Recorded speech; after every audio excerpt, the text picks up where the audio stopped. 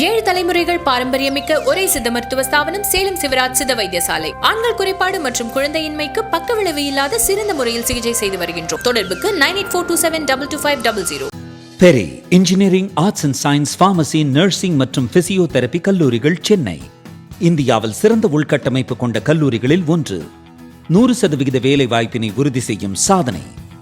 ஆயிரக்கணக்கான பிற கல்லூரி மாணவர்களுக்கும் வேலை தந்த பெருமை. பெரி, எங்கள் கண்களில் உங்கள் கனவுகள். ஒரு மகிழ்ச்சியான செய்தி. இதயம் நல்லெண்ணெயின் விலை லிட்டருக்கு ரூபாய் 105 குறைஞ்சிருக்கு. செப்டம்பர் 2023ல 1 லிட்டர் இதயம் நல்லெண்ணெயின் அதிகபட்ச விலை ரூபாய் 503. ஆனா இப்ப 1 லிட்டர் இதயம் நல்லெண்ணெயின் விலை ரூபாய் 398 மட்டும்தான் தமிழ்நாட்டுல. அப்ப இனிமே எல்லாரும் இதயம் நல்லெண்ணெய் வாங்கலாம் இல்ல? சொந்தமாக யூடியூப் சேனல் நடத்த வேண்டுமா? நீங்களும் பிரபல ஆங்கர் ஆக வேண்டுமா? உடனே சேருங்கள் Pandey school of journalism. Contact 7388242242. இந்நிலையில லெப்டினன்ட் கர்னல் திரு கிருஷ்ணமூர்த்தி அவர்கள் நம்மோடு இணைப்பில் இருக்காரு. நேரடியாக வந்திருக்காங்க ஸ்டுடியோக்கு. Thank you very much lieutenant colonel, இணைப்பில் வந்து மிக்க நன்றி. இந்த ஒரு குரூசியலான ஜங்ஷன்ல வந்து நீங்க நம்மோடு இணைஞ்சிருக்கிறீங்க. ஒரு வெட்டரனா நீங்க வந்து களத்துல இருந்து பணியாற்றவரா, நம்ம உளவுத்துறை உட்பட பல இடங்களில் நீங்க வந்து மிலிட்டரியில நீங்க வந்து ஒர்க் பண்ண இடத்துல இன்னைக்கு இருக்கக்கூடிய இந்த சிச்சுவேஷன் நம்ம வந்து பார்க்கிறோம். முழுக்க டே 1ல நம்முடைய external affairs secretary Vikram Misri சொன்னது போல நம்ம செல்ஃப் ரெஸ்ட்ரெயின்டா இருக்கிறோம், நம்ம வந்து சுய கட்டுப்பாடு இருக்கிறோம், நம்ம எங்கேயுமே நாம் ஆத்துவின் இடத்துல இதுவரைக்கும் அவங்களுடைய சிவிலியன் பேஸ்ல எங்கேயுமே அட்டாக் நடத்தலங்கிற பார்க்கிறோம். இவ்வளவு பயங்கரவாத செயல்களுக்கு பிறகும் இது அத்தனைக்கும் ராணுவம் தான் காரணமா இருக்கிறது. பாகிஸ்தான்ல அவர்களுடைய அரசியல் தலைமையை தூண்டி விடுகிறது பின்னாடி இருக்கு தெரிஞ்சும் நம்ம இவ்வளவு சுய கட்டுப்பாடு இருந்து அவருடைய சிவிலியன் விஷயங்களை அட்டாக் பண்ணாம, இன்னும் சொல்ல போனா ராணுவ இடத்துல அட்டாக் பண்ணாம டிஃபென்சிவ் மோட்ல இருக்கிறதுக்கான அடிப்படையான காரணம் என்ன லெப்டினன்ட் கர்னல்? முதற்கண் என்னுடைய காலை வணக்கத்தை தெரிவித்துக் கொள்கிறேன். ஜெய்ஹிந்த். Good morning. ஜெய்ஹிந்த். நாம் இதை பற்றி ஏற்கனவே நேற்று விரிவாக விவாதித்து விட்டோம். இருந்தாலும் மீண்டும் சொல்கிறேன், நம்மளுடைய அந்த ரெஸ்ட்ரெயின்ட், நம்மளுடைய சகிப்புத்தன்மையை கூடியமான வரை நாம் கடைபிடித்து வருகிறோம்.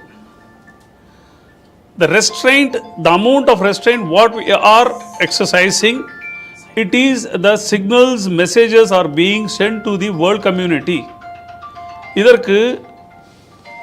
இதற்கு பின்னால் வரும் விளைவுகளுக்கு நேற்று நான் கூறியதைப் போல பாகிஸ்தான் மட்டுமே முழு காரணமாக அமையும்.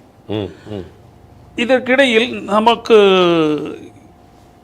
கிடைத்த இதுவரைக்கும் கிடைத்த அப்டேட், இது நான் வந்து 2 விதமா என்னால் பிரித்து பார்க்கணும்னு ஆசைப்படுறேன். ஒன்று, நம்முடைய தேசிய ரீதியாக இதனுடைய இம்பேக்ட் அல்ல சப்போர்ட் என்னவோ, இன்டர்நேஷனல் சப்போர்ட், இன்டர்நேஷனல் விளைவுகள் என்னன்றத கொஞ்சம் நான் இப்போ லிஸ்ட் அவுட் பண்ணுறேன். ப்ளீஸ். இப்போ இந்தியன் ஆர்மிக்கு சப்போர்ட்டாவோ, இந்தியன் ஆர்மியோடைய மொரால் பூஸ்ட் பண்ணுறதாவோ அது ஒரு காரணமாகவும், முதலாக அஸ்ஸாம் சீஃப் மினிஸ்டர் ஹிமந்த பிஸ்வா சர்மா இன்றைக்கி அவர் கொடுத்த ஸ்டேட்மெண்ட் என்னென்னா, அவங்க மாநிலத்தில், அஸ்ஸாம் மாநிலத்தில் நடக்கக்கூடிய பிஹு அப்படிங்கிற ஒரு பண்டிகை, நம்ம ஊரில் ஏப்ரல் 14 தமிழ் வருஷ பிறப்பு கொண்டாடுற மாதிரி அவங்க ஊரில் பிஹு அப்படின்னு கொண்டாடுவ வழக்கம். அது ஒரு மாத காலமாக கொண்டாடுவது வழக்கம்.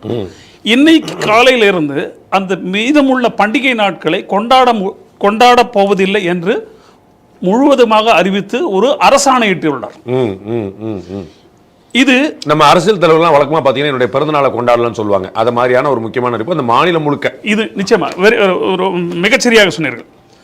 இது அந்த பிஹு செலிப்ரேஷனை அவர் வந்து இந்த மீதமுள்ள நாட்களில் நாம் கொண்டாட வேண்டாம், இது ஒரு நம்ம நாட்டிற்காக போராடும் இராணுவ வீரர்களுக்கு உண்டான ஒரு மரியாதை.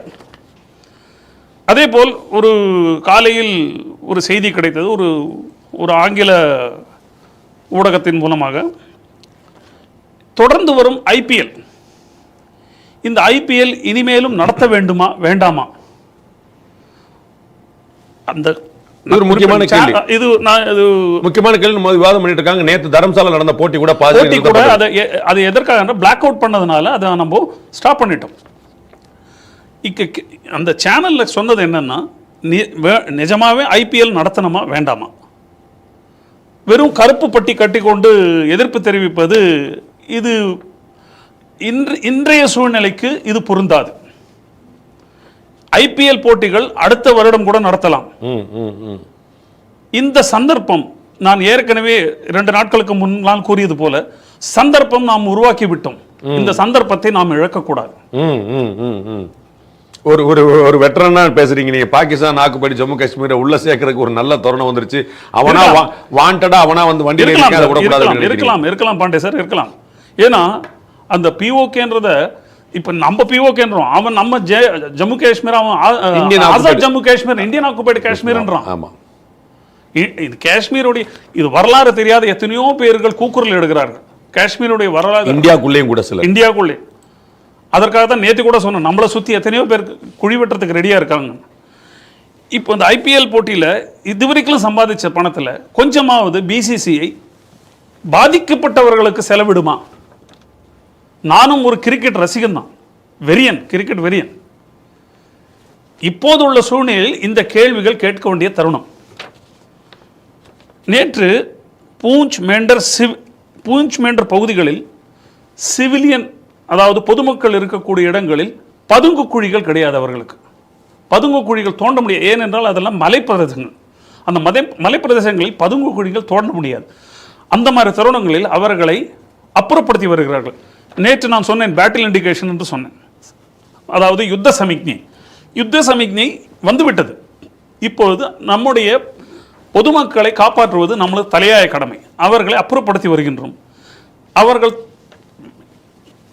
குறைந்தபட்சம் அவசியம் உள்ள அவர்களுடைய பொருட்களை எடுத்துக்கொண்டு அங்கிருந்து இடம்பெறுகிறார்கள். இது எதற்காக அறிகுறி என்றால், மேற்கொண்டு பாகிஸ்தான் தரப்பிலிருந்து நிச்சயமாக வேற ஏதோ பதிலடி வரும் என்று எதிர்பார்த்துத்தான் இந்த நடவடிக்கை எடுத்திருக்கிறது. நேற்று இரவு நீங்கள் பார்த்தீர்களானால் உரி மிகவும் பாதிக்கப்பட்ட பகுதியாக காண்பிக்கப்பட்டது. எப்பயுமே உடி பகுதியில் நான் பணி செய்திருக்கிறேன். 2004 முதல் 2007 வரை 2.5 முழு வருடங்கள் உடியில். இதற்கிடையில் உடியில் 2005 மிகவும் வலுவான ஒரு எர்த்குவேக், அதையும் நாங்கள் அனுபவப்பட்டிருக்கிறோம். அதில் அந்த உடின்ற அந்த சின்ன பிரதேசம் எப்படி பாதிக்கப்பட்டது, எவ்வளவு தூரம் பாதிக்கப்பட்டது என்பதை நான் கண்கூடாக பார்த்திருக்கிறேன். உடியில் அந்த உடி என்று சொல்ற 2 கிலோமீட்டர் கூட கிடையாது. It is LC. உடி ரொம்ப பாதிக்கப்பட்டதா இருக்கு. இது நான் இன்னைக்கு வரைக்கும் இப்ப சொன்ன நேஷனல் லெவல் இம்பாக்ட் சப்போர்ட் வந்து நான் அசாம் சீஃப் மினிஸ்டர் தான் சொல்லிட்டேன். இதே மாதிரி வந்து அதுக்கு இடையில நான் வந்து ஒரு விஷயம் பேச விரும்புறேன். லெப்டினன்ட் வந்து பாத்தீங்கன்னா இப்போ வந்து பாத்தீங்கன்னா ஜம்முடைய சம்பா பகுதியில் 7 பயங்கரவாதிகள் ஊடுருவ பார்த்தாங்க. நம்ம பேசிட்டு இருக்குது கொஞ்ச நேரம் முன்னாடி இன்னைக்கு அதிகாலையில் நடந்த சம்பவம். சம்பா பகுதியில் வந்து பயங்கரவாதிகள் ஊடுருவ முயற்சி பண்ணி 7 பேர் நியூட்ரலைஸ் பண்ணப்பட்டிருக்காங்க. இந்த பக்கம் பாகிஸ்தான் தன்னுடைய ராணுவ நிலைகள்ல இருந்து நம்முடைய ராணுவ நிலையை குறிவிக்காம அப்பாவி மக்களை குறிவிக்கிறாங்க. ஒரு 24 ஹவர்ஸ்க்கு முன்னாடி ஒரு 15 உயிர்களும் பலியானதை நம்ம பார்த்தோம். அவங்க வந்து சிவிலியனை குறிவிக்கிறாங்க. அதுல ஒரு ராணுவ வீரரும் உட்பட அவர் வந்து லேன்ஸ் நாயக் தினேஷ் குமார் வந்து இறந்தாரு. ஆமா, அதுக்கப்புறம் வந்து இந்த பக்கம் வந்து அவங்க வந்து அப்பாவி சிவிலியன் குறிவிக்கிறான்னு பார்த்தோம். இப்போ வந்து பாத்தீங்கன்னா பயங்கரவாதிகள் ஊடுருவ பண்ணாங்க. அப்ப இந்த பாகிஸ்தான் வந்து ஒரு கன்வென்ஷனல் வார்ல இந்தியாவை ஜெயிக்க முடியாது, நமக்கு முன்னாடி கிடைச்ச பாடம். அதனால திரும்ப நம்ம பயங்கரவாதி கால தான் விழுந்தாங்க இடத்துக்கு போயிருக்கா. நீங்க பாகிஸ்தானுடைய வரலாறு எடுத்து பாருங்க. அவங்க பிரிந்த வருடம் முதல், பாகிஸ்தான் பிறந்ததாக சொல்லப்படுகிற 1947 14 ஆகஸ்ட் சொல்லப்படுகிற அந்த தினத்தின் முதல் 1948 ஆகஸ்ட்ல முதல் அவங்க அட்டாக் பண்ணதிலிருந்து அவர்களுடைய தாக்குதல் எப்பொழுதுமே கன்வென்ஷனல் வார்னு நம்ம சொல்லுவோம். ஒரு வகுக்கப்பட்ட யுத்தமாக அவர்கள் என்னுமே சண்டையிட்டது இல்லை. 48 1965 65ல 1-2 அதாவது வெஸ்டர்ன் தியேட்டர், அதாவது ஆபரேஷன் வெஸ்டர்ன் தியேட்டர் மிலிட்டரி லாங்குவேஜ்ல சொல்லும்போது அங்க 1-2 இடத்துல அவங்களுக்கு ஒரு சில சக்சஸ் இருந்திருக்கு. அதுக்கு அடுத்தது 1971 அடி, அதற்கு உண்டான மரண அடி. அதில் 93,000 பாகிஸ்தானிய வீரர்கள் யுத்த கைதிகளாகப்பட்டார்கள். இருந்தாலும் சரண்டர்ட். அதனுடைய வீடியோ பார்க்கும்போது தான் நமக்கு தெரியும். அது கூட சொல்லுவாங்க சட்டையை கழட்டி சரண்டர் ஆனாங்க. சட்டை கட்டில வெப்பன் அதாவது அவங்களுக்கு நம்ம சொல்லும்போது என்ன, lay down your weapons 2 feet behind. இதோட ஒரு ராணுவ வீரனுக்கு அவமானம் வேற எதுவுமே கிடையாது. அவனுடைய ஆயுதம் வந்து அவனுடைய பார்ட் ஆஃப் ஹிஸ் பாடி மாதிரி. Not part of his body. அவனுக்கு முதல் மனைவி அது. முதல்ல நீ ஆயுதத்தை தொடக்கூடாதுங்க. அந்த ஆயுதத்தை விட்டு 2 அடி பின்னால் போ என்று சொல்லும்பொழுது கிட்டத்தட்ட மரணத்துக்கு சமம். அது நம்ம தமிழ்ல சொல்ற மாதிரி அந்த லோக்கல் லாங்குவேஜ் சொல்ற மாதிரி நாண்டு கட்டு சாகலாம். அந்த மாதிரியான ஒரு சந்தர்ப்பத்தை அனுபவத்தை கொண்டவங்க தான் அவங்க. ஆனால் 1971 1999 கார்கில் வார் இதுல எதுவுமே அவர்களுடைய கன்வென்ஷனல் வார் சிஸ்டம்ன்றது அவங்க என்னைக்குமே கடைபிடித்தது இல்லை. இந்த எல்லா சண்டையிலுமே கன்வென்ஷனல் வார் போட்டது 48, 65, 1965, 1971. 1999ல it was not a conventional war, rather we have pushed them out of our own territory. இதில் எதுவுமே அவர்களுடைய சரியான யுத்தத்திற்கு உண்டான the conventional war tactics என்னைக்குமே கடைபிடித்ததில்லை. அதற்கு பதிலாக அவர்களிடம் உள்ள துருப்பிடித்த ஆயுதம் தீவிரவாதம். அது துருப்பிடித்த ஆயுதம் தான் சொல்லுவேன். நீங்க இந்த துருப்பிடிச்ச ஆயுதம்னு சொன்ன உடனே ஒரு தகவல் நமக்கு லேட்டஸ்ட் அப்டேட்டா ஒரு தகவல் கிடைச்சிருக்கு லெப்டினன்ட் கர்னல். இன்னைக்கு காலையில வந்து ஒரு முக்கியமான ஒரு ஆயுதத்தை நம்ம வந்து கண்டெடுத்திருக்கோம், மீட்டெடுத்திருக்கோம். அது வந்து என்னன்னா PL-15. Yes, fully intact Chinese PL-15 long range air to air missile recovered from Hoshiarpur, Punjab மாநிலத்தில். அதான் அதை பத்தி நான் விவரம் கூட தான் கேட்கிறேன். Obviously fired from a PAF Pakistan air force jet, likely a JF-17 failed to detonate. அது வந்து வெடிக்க தவறிய ஒரு சாதாரணமான நீங்க சொன்ன துருப்பிடிச்சாதுன்னு சொன்னீங்க, அதுக்கான ஒரு ஆதாரமாக yesterday headquarter 9B லாகூர்ல வந்து AD system, anti drone system வந்து get smoked in Lahore by an Harop. நம்ம வந்து இஸ்ரேல் அனுப்பி இருக்கக்கூடிய நம்ம வச்சிருக்கக்கூடிய நம்முடைய ஆன்டி ட்ரோன் சிஸ்டம் வந்து அங்க போய் அங்க காலி பண்ணிச்சு பார்க்கிறோம். Now this tells you a bit about Chinese weapons quality. நம்ம வந்து சைனாவுடைய காயலான் கடைக்கு போகக்கூடிய ஆயுதங்களும் மிச்சம் இருக்கக்கூடிய துருக்கியிலிருந்து வந்த ஆயுதங்களும் வந்து நிக்குது. அதை வச்சு தான் இவங்க காட்டிட்டு இருக்காங்க. இப்போ ஒரு ப்ரூஃபா நம்ம பார்க்க முடியுமா இதுல? நிச்சயமா இதுக்கும் நான் 2 பதில் சொல்ற விரும்புறேன். நேத்திக்கு F-16 பத்தி நான் உங்களுக்கு பேசியிருக்கேன். எஸ், F-16 பழுதடைந்த F-16 சரி பார்த்து, அதாவது காயலாங்கடைக்கு போட வேண்டியது இது வந்து இன்னும் கொஞ்சம் இதுவா சொல்லணும்னா ஒரு நம்மளுடைய தமிழ்நாட்டில் சொல்ற மாதிரி கிழவிக்கு ஒப்பனை செய்த அனுப்புவதை போல அவங்களுடைய F-16 விமானத்தை, பழுதடைந்த விமானத்தை சரிபார்த்து பாகிஸ்தானுக்கு அனுப்பியிருக்கிறார்கள். அந்த F-16 விமானம் அது என்ன செய்தது என்று நேத்திக்கு பார்த்துட்டோம். Now coming to the point of PL-15, the Chinese F-16 விமானங்கிறது அமெரிக்கா கொடுத்தது. அதுல 2 துயரமான விஷயங்கள் நம்ம கவனிக்க வேண்டியிருக்கு. ஒன்று, இந்தியாவுக்கு எதிராக பயன்படுத்த கூடாதுன்னு ஒரு கண்டிஷன் அதுல இருந்துச்சு. பயங்கரவாதத்துக்கு எதிராக மட்டும் தான் பயன்படுத்தணும் ஒரு கண்டிஷன் இருந்துச்சு. இந்த 2 கண்டிஷனை மீறி இந்தியாவுக்கு எதிராக பயன்படுத்தினாங்க, கண்கூட பார்த்தோம். அண்ட் F-16 வருது, அவங்க நீங்க சொன்ன போல வந்து 4 ஜெனரேஷன் 4th இதா இருந்தாலும் அதை வீழ்த்தவே முடியாதுங்கிற ஒரு எண்ணத்துல இருந்தாங்க. நம்ம வந்து அதை வீழ்த்திருக்கோங்கிற ப்ரூவ் பண்ணிருக்கோம். ஒரு முறைக்கு 3 முறை மொத்தமா வீழ்த்தப்பட்டிருக்கு. 2 முறை இந்தியா தான் வீழ்த்திருக்கிற ஒரு மிகப்பெரிய ஒரு பெருமை. நிச்சயமாக இது நாம் மார்த்தட்டிக் கொள்ள வேண்டும். நாம் ஒருவருக்கு ஒருவர் அவர்கள் தோள் தட்டி மார்த்தட்டிக் கொள்ள வேண்டும். இதற்காக இந்த F-16 நேற்று வீழ்த்தப்பட்ட F-16 விமானம் ஒரு பழுதடைந்த விமானம். அதே போல் இந்த PL-15 இப்ப நீங்க சொன்னீங்க இல்லையா, that the so called missile which is designed by the Chinese to contest and to neutralize the BrahMos, equivalent BrahMos அப்படின்னு சொல்லி தான் பாகிஸ்தானுக்கு விற்பனை செஞ்சது சைனீஸ். அதனுடைய அது எத்தனை பல்லிழிச்சு போச்சுன்னு எனக்கு தெரிஞ்சு போச்சு. அதே சொல்ல இல்லையா, இட் வாஸ் நாட் டெட்டோனேட்டட் ப்ராப்பர்லி. ஹோஷியார்பூர்ல ஒரு வயக்காட்டில் விழுந்திருக்கு, வெடிக்காம வயக்காட்டில் விழுந்திருக்கு. ஸோ அந்த அவங்களுடைய அந்த PL-15 நாடகம் எவ்வளவு அது அது நிறம் பூசப்பட்ட நரி நிறம் வெளுத்து விட்டது. அதே மாதிரி நீங்க F-16 பத்தி நம்ம பேசிட்டு இருக்கும்போது இந்த F-16க்கு நான் அந்த இன்டர்நேஷனல் இம்பாக்ட் நான் சொல்ல வரும்போது இது வந்து வெடிச்சிருந்தது அப்படின்னா ஒரு டேமேஜை கிரியேட் பண்ணிருக்கலாம் அப்படின்னு நம்ம பார்க்குறோம். அவர்கள் வெடிக்கல. அவங்க வந்து 2 விஷயம் பார்க்குறோம். அவங்க வந்து F-16 மூலமாக ஏவப்பட்டதுல வந்து ஒழுங்கா ஏவல அப்படிங்கிற ஒன்று பார்க்கலாம். 2வது வந்து ஏவன விஷயமும் வந்து அது ஒரு குண்டு வந்து ஒரு துருப்பிடிச்ச குண்டா இருக்குங்க நம்ம பார்க்குறோம், நீங்க சரியா பயன்படுத்தின வார்த்தையை போல. அப்ப அவர்கள் எவ்வளவு பலவீனமான நிலைமையில் இருக்கிறாங்கனால தான் அவர்களுடைய ஆயுத பலத்தை, ராணுவ பலத்தை நம்பாமல் பயங்கரவாதிகள் நம்புறாங்கன்னு புரிஞ்சுக்கலாம். நிச்சயமாக நான் அதாவது என்னுடைய மொத்த இராணுவ பணியில் 11 வருடங்கள் எனக்கு ஜம்மு காஷ்மீரில் on various tenures, இன்க்ளூடிங் உரி. நம்ம இன்னொரு முக்கியமான காட்சி நம்ம ஆனர்ல பார்த்துட்டு இருக்கிறோம். இந்தியாவுடைய BSF border security force says it has caused extensive damage to Pakistan Rangers post தந்தார், நியூட்ரலைஸ்ட் 7 டெரரிஸ்ட் அப்படின்னு 7 பயங்கரவாதிகள் கொல்லப்பட்டார்கள். 7 பயங்கரவாதிகள் கொல்லப்பட்டது நம்முடைய பார்டர் செக்யூரிட்டி ஃபோர்சஸ் உடைய கேமரால சிக்கிருக்கு. அதையுமே நம்ம இப்ப ஆனர்ல பார்க்க முடியும். ஒரு big breaking coming from India's BSF border security forces says it has caused extensive damage to the Pakistan Rangers post தந்தார், நியூட்ரலைஸ்ட் 7 டெரரிஸ்ட் 7 பயங்கரவாதிகள் கொல்லப்பட்டிருக்காங்க அப்படிங்கறத ஆன் கேமரா நம்ம வந்து பதிவு பண்ணிருக்கோம். சோ வந்து பாகிஸ்தான் மாதிரி நம்ம வந்து அத்தனை ட்ரோன் அடிச்சோங்கிற ஒரு பொய் கதையை சொல்லிட்டு இருக்காம என்ன நடந்ததுங்கிறத வீடியோ கேப்சர் பண்ணி காட்டிருக்கோங்கிற பார்க்கிறோம். எங்க அட்டாக் நடந்துங்கிற வீடியோ காட்டியிருக்கிறோம். அதே போல வந்து பாகிஸ்தானுடைய மிசைல்ஸ்கள் வந்து ஃபெயிலியர் ஆயிருக்குங்கிற வீடியோ எடுத்து காட்டியிருக்கோம்.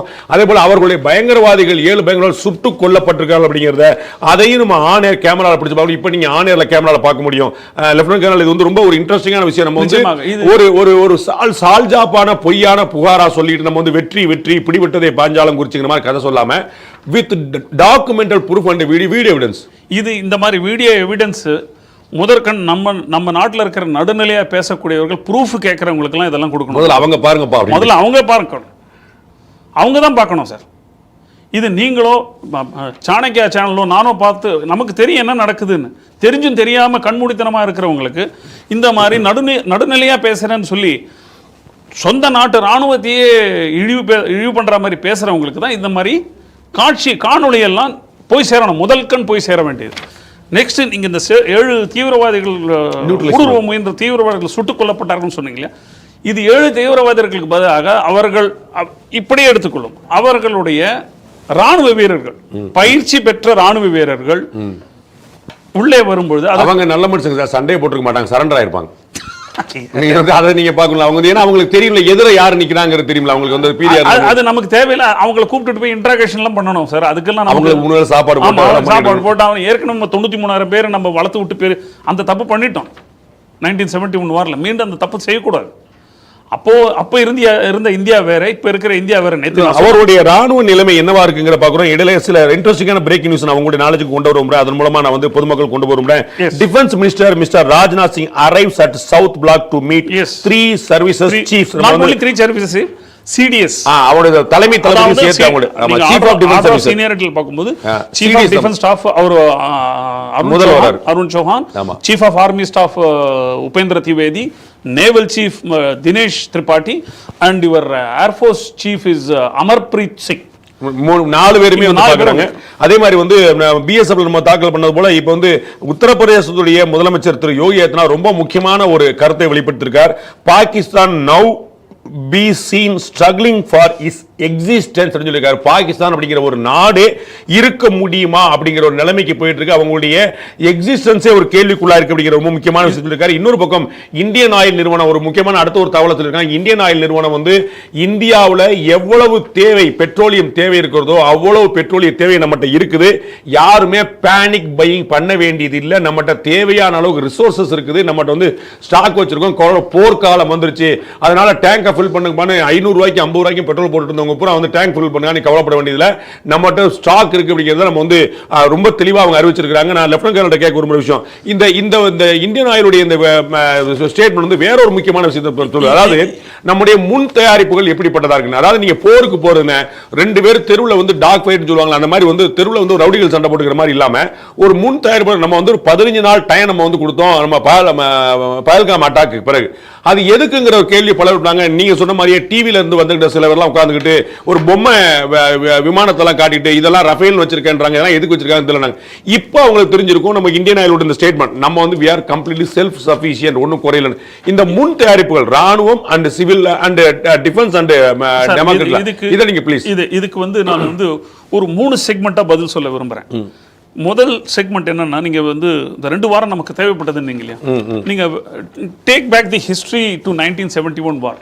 1971 வார்ல முக்தி மஹனி ஃபௌஜ் இத பத்தி கேள்விப்பட்டிருப்பீங்க. ஷேக் முஜிபுர் ரஹ்மான் அவங்களுடைய பொண்ணு தான் இப்போ ஷேக் ஹசீனா அவங்க நம்ம நாட்டில் இருக்கிறாங்க. ஆமா, அந்த ஷேக் முஜிபுர் ரஹ்மான் வந்து பாகிஸ்தானுடைய அட்ரோசிட்டிஸ் கட்டுக்கடங்காத அட்ரோசிட்டிஸை எதிர்த்து போராடும் பொழுது அங்கிருந்து அகதிகளாக வந்தாங்க.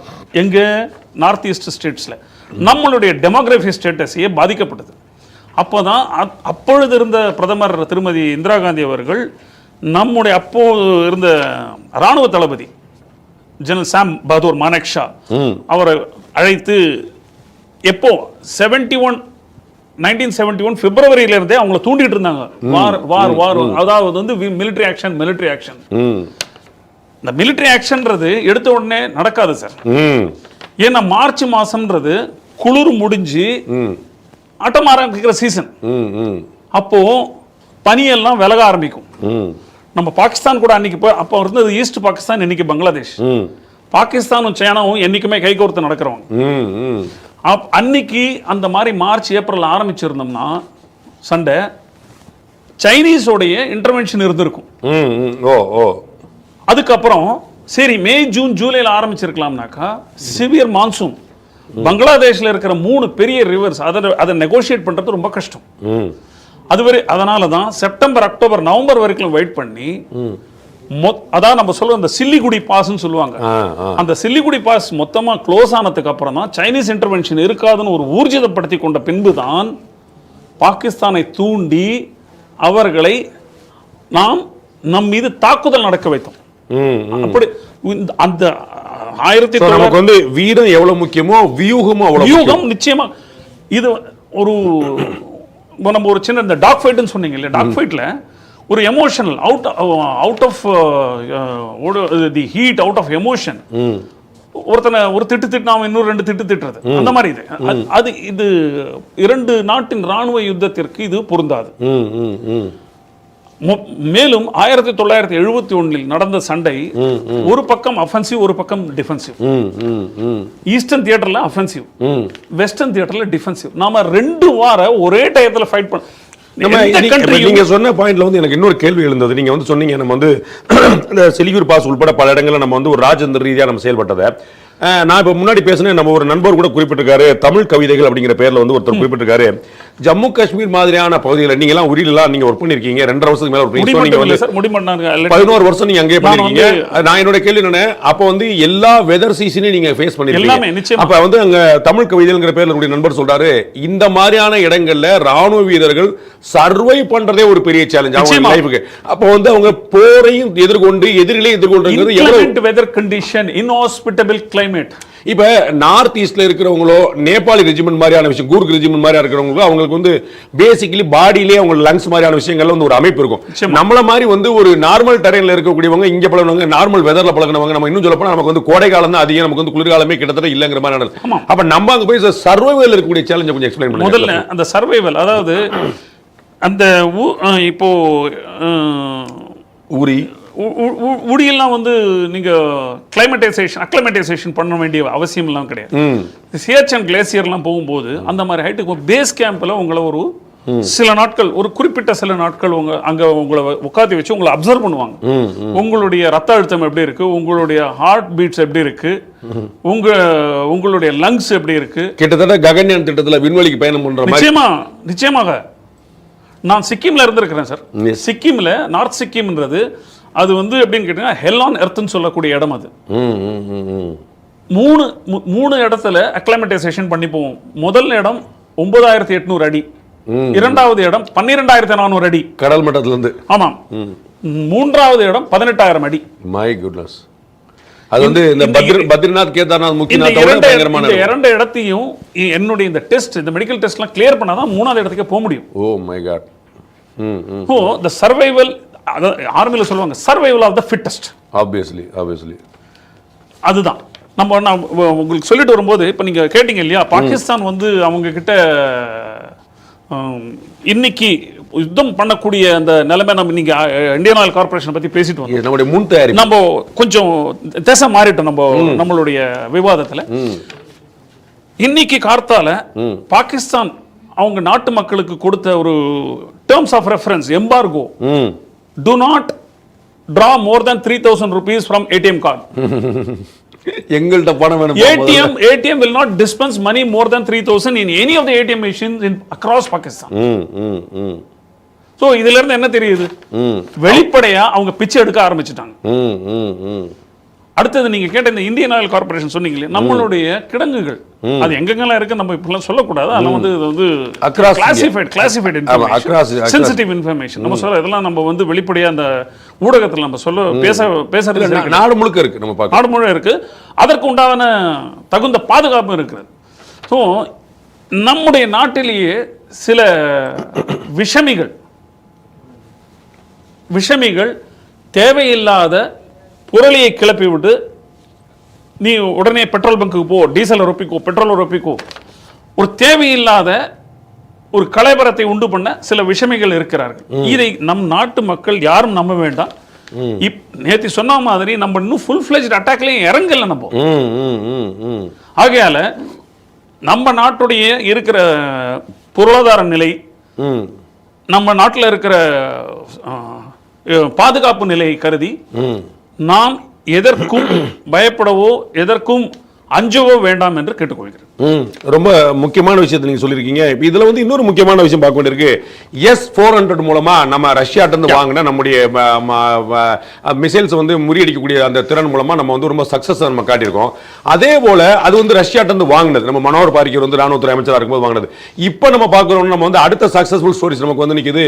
நம்முடைய ஆகாஷ், அது வந்து நம்ம வந்து ஏவுகணைகளுக்கு பதில் கொண்டு கொடுக்கக்கூடிய இண்டிஜினியஸா இந்தியாவிலேயே உள்நாட்டிலே தயாரிக்கப்பட்ட மேக் இன் இந்தியா திட்டத்தின்படி தயாரிக்கப்பட்ட அந்த ஆகாஷ், அதுவும் கூட ரொம்ப சக்சஸ். அப்ப நம்முடைய ராணுவ பலம் அப்கோர்ஸ் கம்பேரிட்டிவா நம்ம பாகிஸ்தானை கம்பேர் பண்ணும்போது அது 10 டைம்ஸ் நம்ம மேல இருக்கும்னு புரிஞ்சுக்கலாம். இந்த ஆகாஷ் அண்ட் S-400 இத பத்தி கொஞ்சம் எக்ஸ்பிளைன் பண்ண முடியுமா சார்? முதல்ல S-4 பத்தி சொல்லிடுறேன் சார். இந்த S-4ன்றது S-4ல S-400, S-400 சுதர்ஷன் சக்கரான் பேர் வச்சிருக்கிறதுக்கு. இது லாங் ரேஞ்ச், நம்ம செல்லமா அப்படி கூப்பிடுறது, செல்லம். ஆமா, சுதர்ஷன் சக்கரான். அது உடனே இங்க இருக்கிற நடுநிலையில இப்ப ஏன் அதுக்கு வந்து அந்த சுதர்ஷன் சக்கரான்ற பேர்லாம் வச்சிருக்கிறாங்க, அதெல்லாம் நமக்கு தெரிஞ்ச விஷயம் தான். அதை நம்ம அதுக்குள்ள நம்ம போக வேண்டாம். சுதர்ஷன் சக்கரா அது லாங் ரேஞ்ச் மிசைல் சார்.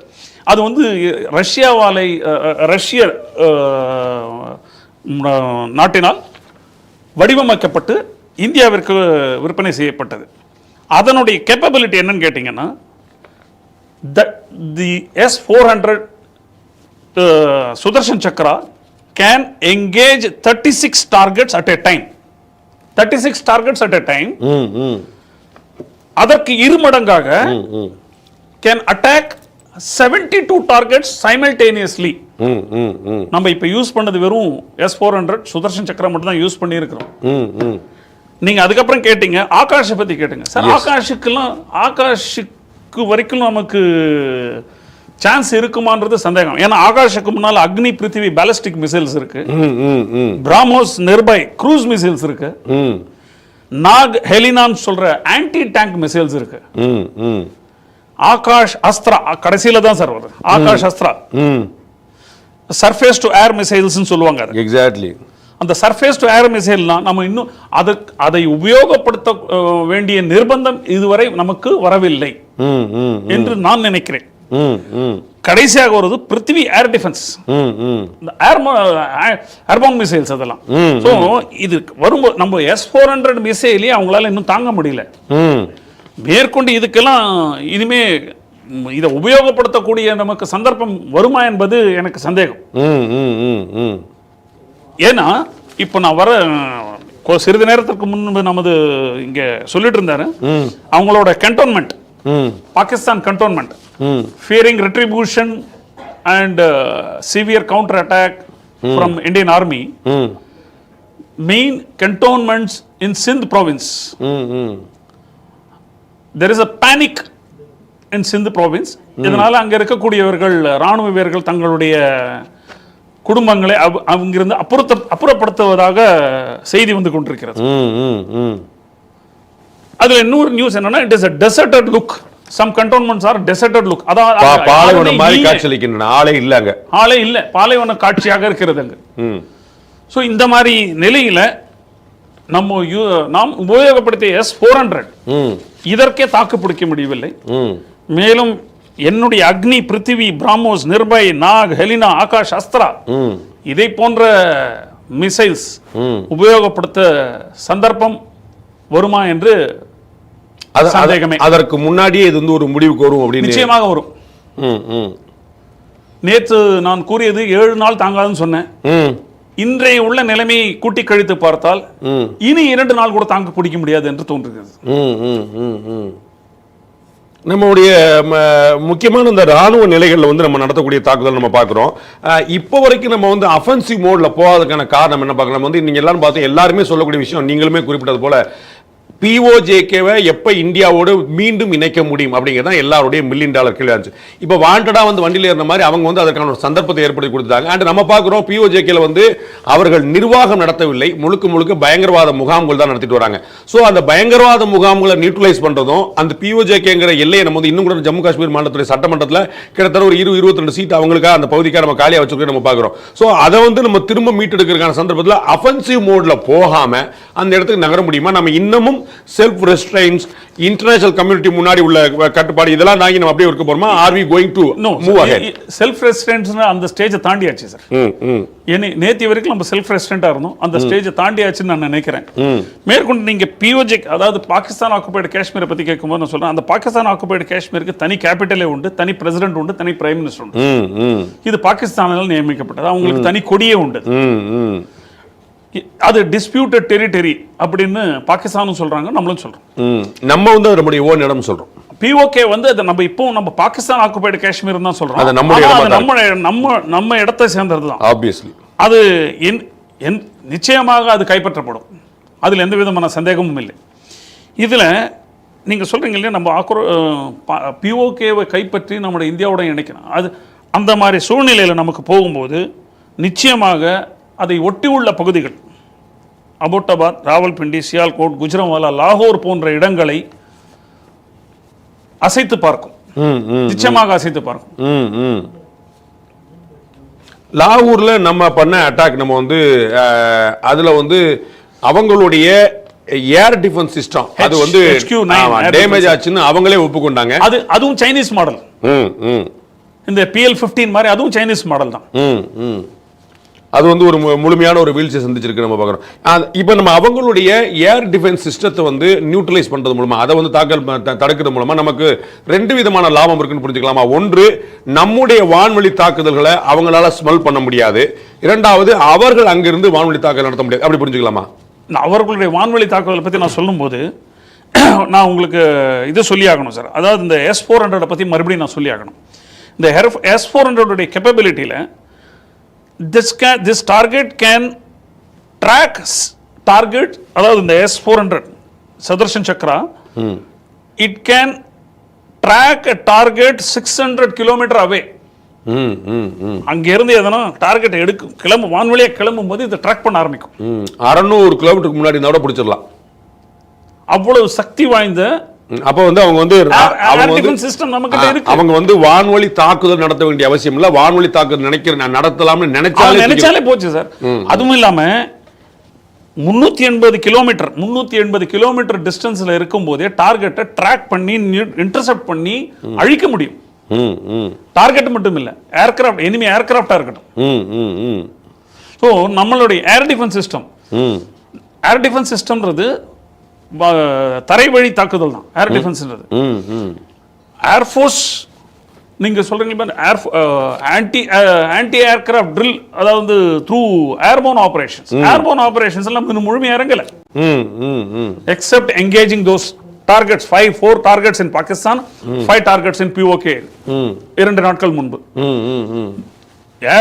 நம்மள அதாவது நம்ம கிட்ட இருக்கிற விமானப்படையின் முழு பலத்தையும் இன்னும் நம்ம காமிக்கல, கடற்படையின் பலமே இன்னும் காமிக்கவில்லை. நாம் நீங்க வந்து வந்தோடனே சொன்னீங்க, நீங்க வந்து BCCI என்ன செய்ய போகுது, அவங்கள்ட்ட வரக்கூடிய கோடிக்கணக்கான பணத்தை என்ன செய்ய போறாங்க அப்படின்னு. நம்ம வந்து இப்ப தற்போது ஒரு பிரேக்கிங் நியூஸ் கிடைக்கும், நம்ம பார்க்கிறோம்.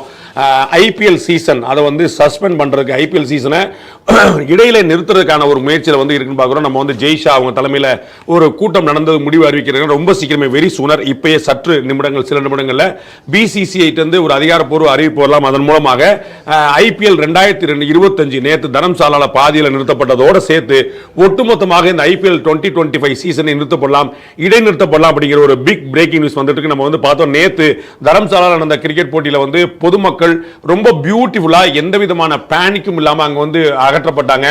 வார் சீசனுங்க, போர் வந்துருச்சுங்க, வெடிகுண்டு வெடிக்க போகுதுங்கன்னு சொல்லி சொன்னா எந்த வெடிகுண்டுமே வெடிக்காமலே ஒரு 1000 பேர் பேனிக்ல வந்து கூட்ட நெரிசல்லையே வந்து ஸ்டாம்பட் ஆகி இறந்திருப்பாங்க. அந்த மாதிரியான விஷயம் நடக்க விடாம ரொம்ப அழகா ஒவ்வொரு லைட்டா ஆஃப் பண்ணிட்டு அவர்களுக்கு வந்து ஒரு தெளிவான விளக்கத்தை கொடுத்து இது வந்து ஒரு மேட்ச் வந்து லைட் ஆஃப் பண்ணனால நின்னுங்கிற மாதிரியான வேறு ஒரு போக்கு காட்டி அவர்களை மொத்தமா லட்சக்கணக்கான பேர் உணர்ச்சி மிகுந்தவர், அல்ல பெரும்பாலானவர்கள் இளைஞர்கள், எல்லாருடைய ஆவரேஜ் இது 40-45 கீழே இருக்கும்.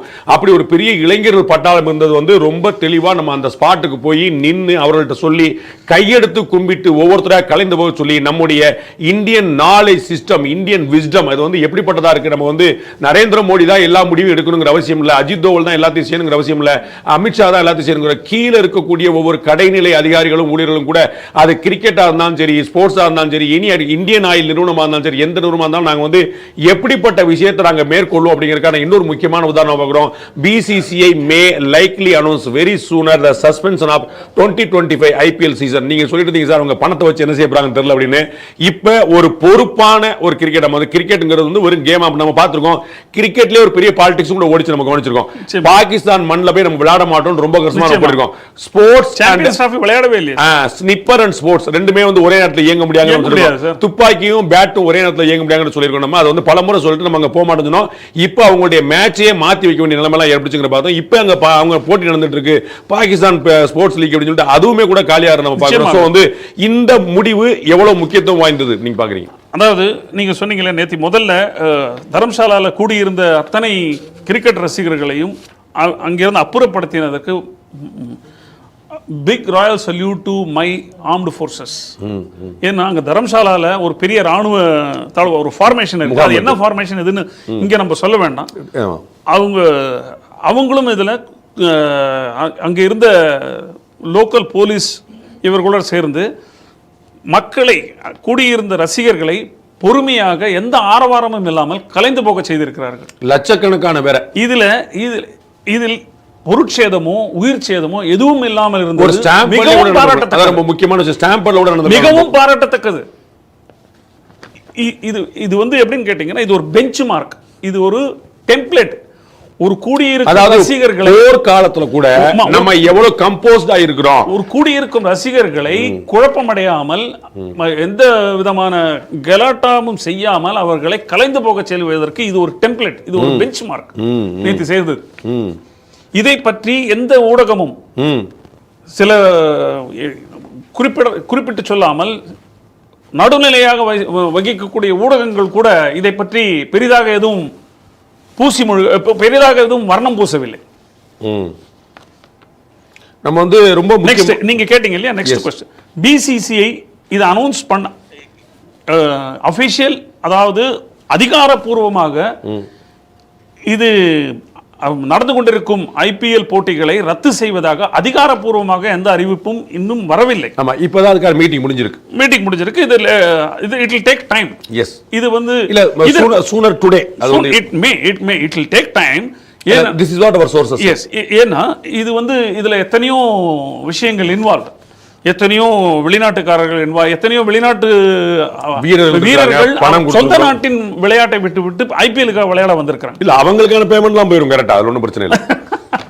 அது இதுல அத IPL கிரவுண்ட் ஸ்டாஃப் அவங்களை எல்லாம் என்கேஜ் பண்ணியிருப்பாங்க. இதுக்கெல்லாம் வந்து ஈடு கட்டணும். அதுக்காக எல்லா விதமான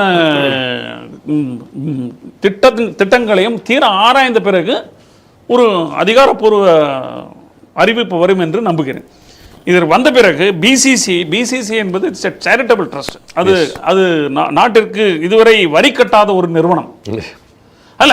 அதை பத்தி நான் எதுவும் சொல்ல விரும்பல. வரி கட்டாத நிறுவனம், நிறைய டிவிடெண்ட் கொடுத்துட்டு இருக்காங்க. நம்ம பார்க்கிறோம், நம்ம வந்து வேற விதங்களா நம்ம வந்து கொடுத்துட்டு இருக்காங்க. நம்முடைய வீரர்களுக்கும் வந்து கொடுத்துட்டு இருக்காங்க. இது தக்க தருணம். BCCI முன் வந்து நம்முடைய நாட்டு மக்களுக்காக போராடும் நம் ராணுவ வீரர்கள் நேற்று உயிரிழந்த குடும்பங்களுக்கு ஏதாவது செய்ய முடியுமா என்று முடிந்தவரை பார்க்க வேண்டும்.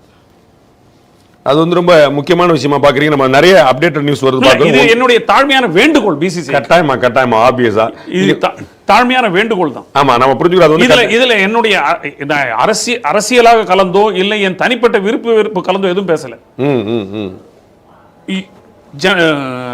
போன வருஷம் கூட சொன்னாங்க பிசிசிஐல இவ்வளவு ப்ராஃபிட்.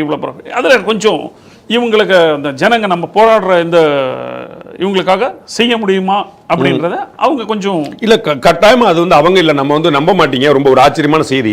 கிருஷ்ணகிரியில ஒரு சின்ன குழந்தைகள், 2 குழந்தைகள் வந்து குட்டி குழந்தைங்க, அவங்க வந்து கலெக்டர்ட்ட அவங்க சேர்த்து வச்சிருந்த உண்டியில் இந்த காசை நேத்தே கொடுத்துருக்காங்க.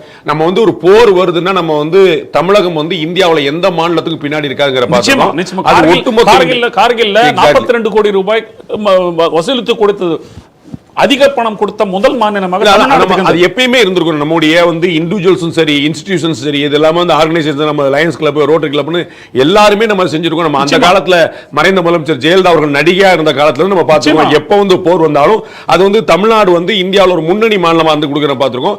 கட்டாயமா பிசிசி போன்ற நிறுவனங்கள் நீங்க ரொம்ப சரியா கொடுக்குற ஆயிரக்கணக்கான கோடி ரூபாய் வச்சிருக்கக்கூடிய நிறுவனங்கள் வந்து நிச்சயமா அதை கொடுப்பாங்கன்னு பார்க்கிறோம். அது வந்து நமக்கு ஒன்றும் குழப்பம் இல்லை. இந்தியாவுக்கு வந்து வேற விதமான அவர் நிச்சயமாக அவர்கள் உதவி செய்வார்கள் என்ற நம்பிக்கை இருக்கிறது எனக்கு. இல்ல அது நம்ம உதவியா மட்டும் இல்லாம நம்ம வந்து அது ஒண்ணும் அவங்களுடைய கடமையாவே நம்ம பார்க்கலாம். அது வந்து அவங்க அடிப்படையில் செய்வாங்க பார்க்கிறோம். நிறைய அப்டேட்டட் விஷயம் வந்திருக்கும். திரங்கா யாத்ரா, தேசிய கொடிக்கான மூவர்ண கொடிக்கான திரங்கா யாத்ரா வந்து முதலமைச்சர் மற்றும் துணை முதலமைச்சர் வந்து இதுல பெங்களூர்ல வந்து பண்ணிட்டு இருக்க பார்க்கிறோம். கர்நாடகாவில் வந்து அவங்க பண்ணக்கூடிய ஏற்பாடு பார்க்கிறோம். அதே போல பஞ்சாப்ல வந்து நம்ம வந்து முதலமைச்சர் ரொம்ப தீவிரமா இறங்கி செயல்பட்டு இருக்காரு பார்க்கிறோம். அதே போல ஜம்மு காஷ்மீர் மாநிலத்தில் அந்த மாநிலத்துடைய முதலமைச்சர் உமர் அப்துல்லா வந்து காலையில 7 மணிக்கு கிளம்பி மாநிலங்கள்ல வந்து மாநிலத்தில் இருக்கக்கூடிய ஜம்மு உள்ளிட்ட பல பகுதிகளில் வந்து எந்த மாதிரியான விஷயங்கள் நடந்துட்டு இருக்கு அதை நம்ம வந்து ஆய்வு செய்யணும் அப்படிங்கறதுக்காக அவர் போனதை நம்ம வந்து பார்க்கிறோம். அதற்காக அவர் கிளம்பினதை நம்ம பார்க்கிறோம். அதே மாதிரி வந்து எல்லா இடங்கள்லயுமே வந்து நம்ம ஃபுல் அலர்ட், நம்ம வந்து 100% ஃபுல் அலர்ட்ல இருக்கிறத நம்ம பார்க்கிறோம். ஒட்டுமொத்தமாக இப்போ வந்து பாத்தீங்கன்னா ஒரு 7 பயங்கரவாதிகள் வந்து நியூட்ரலைஸ் பண்ணப்பட்டிருக்காங்க நம்முடைய தகவலா நம்ம பார்க்கிறோம்.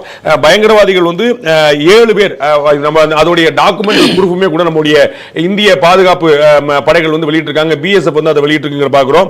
அதே போல பல இடங்கள் அவங்களுடைய ஆயுதங்கள்ல வந்து வீழ்த்தப்பட்ட விஷயம், அவங்க வந்து துப்பாக்கி ஏந்தி ராக்கெட் லான்ச்சர்லாம் போட்டு வச்சு அடிச்சலாம் என்னமோ ட்ரை பண்ணி பார்த்தாங்க. அதெல்லாம் கதைக்கு ஆளுங்கிற பார்க்கிறோம். Indian BSF says it has caused extensive damage to the Pakistan Rangers and post Dandar neutralizes 7 terrorists அப்படிங்கறத தகவல் சொல்லிருக்காங்க. 7 பயங்கரவாதிகள் கொல்லப்பட்டிருக்காங்க அப்படிங்கறத நம்முடைய பாதுகாப்பு படை வந்து பார்டர் செக்யூரிட்டி ஃபோர்ஸ் வந்து அறிவிச்சிருக்குது. அந்த இந்தியாவுடைய உத்தரப்பிரதேச மாநிலத்துடைய முதலமைச்சர் திரு யோகி ஆதித்யநாத் ரொம்ப முக்கியமான ஒரு விஷயத்தை சொல்லியிருக்காரு. Pakistan will now be struggling for its existence. அவர்கள் வந்து இருப்பதே ஒரு பெரிய விஷயமா இருக்கும் போல தெரியுது. அவங்களால சமாளிக்கவே முடியாதுங்கிற மாதிரி வந்து அவங்க வந்து சொல்லிட்டு இருக்காங்க. அந்த மாதிரியான ஒரு நிலைமையில வந்து பாகிஸ்தான் இருப்பதாக நம்முடைய உத்தரப்பிரதேச மாநிலத்துடைய முதலமைச்சர் வந்து கருத்து வச்சிருக்காரு பார்க்கிறோம். இந்தியன் ஆயில் நிறுவனம் ரொம்ப முக்கியமான ஒரு தகவலை வெளியிட்டு இருக்கு. நம்ம வந்து யாருமே பேனிக் ஆக வேண்டியது இல்ல. நம்மகிட்ட வந்து பர்ச்சேஸ் பண்றதுக்கு வந்து ஒரு பேனிக் பர்ச்சேஸ் சொல்லுவாங்க, பேனிக் பையிங் சொல்லுவாங்க. அந்த மாதிரியான ஒரு பர்ச்சேஸ் தேவையில்லை. நீங்க அமைதியா கூலா கம்போஸ் ஆகலாம். ஏன்னா நம்ம வந்து தேவையான அளவுக்கு ஸ்டாக் இருக்கு அப்படிங்கிறத நம்ம சொல்லிருக்கோம். இந்தியன் ஆயில் உட்பட பல நிறுவனங்கள் வந்து நம்முடைய இந்த பெட்ரோலிய நிறுவனங்கள் இறக்குமதி ஏற்றுமதி நம்ம வந்து தெளிவான நிறைய பண்ணிட்டு இருக்கோம். அதுல வந்து நமக்கு எந்த குழப்பமும் இல்லாம நமக்கு தேவையான அளவுக்கான பெட்ரோலியம் நம்மகிட்ட வந்து இருப்பு இருக்கு அப்படிங்கிறத பார்க்கிறோம். அது வந்து நம்ம எவ்வளவு தூரத்துக்கு முழுமையான ஒரு தெளிவான ஒரு முன் தயாரிப்பில் இருந்தோம் அப்படிங்கிறத பார்க்கிறோம். இன்னும் அதே போல பாரத பிரதமர் நரேந்திர மோடி அவர்கள் வந்து முழுக்க நேற்று இரவுலேருந்து இன்னைக்கு காலையில் வரைக்கும் எல்லா தாக்குதல்களையும் பதிலடி தாக்குதலையும் வந்து முழுமையாக நேரடியாக இருந்து கண்காணித்தார் அப்படிங்கிற பார்க்கிறோம். அவருடைய சூப்பர்விஷன்ல under his prime minister supervision நேரடியாக எல்லாமே நடந்திருக்கு பார்க்கிறோம். டிஆர்டிஓ சீஃப் நம்ம வந்து டிஃபென்ஸுக்கான ரிசர்ச்சுக்கான ஆர்கனைசேஷன் அவங்க வந்து பல முக்கியமான விஷயங்களை வந்து நம்ம நம்முடைய அப்துல் கலாம் அவர்கள் அதோட சீஃபா இருந்திருக்காரு. டிஆர்டிஓ வந்து ராணுவத்துக்குனே இருக்கக்கூடிய ஒரு டிஃபென்ஸ் ஆர்கனைசேஷன், ஒரு research organisation.